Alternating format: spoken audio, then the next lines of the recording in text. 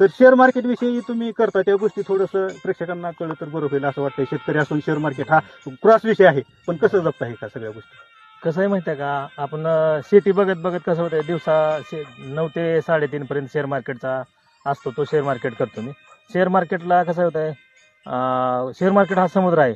कसं काळानुसार कसं होतंय, आपलाच देश भारत देशातच शेअर मार्केटची अकाउंट कमी होती, परदेशात वगैरे शेअर मार्केटवर जास्त फोकस होता. त्यामुळे आता कसं आहे, आपला बी भारत देश एकदम भारत देशातून नवीन पिढी ही शेअर मार्केटकडे वळली आहे. त्यामुळे त्या अनुषंगाने आपण अभ्यासपूर्वक शेअर मार्केट उतरावं.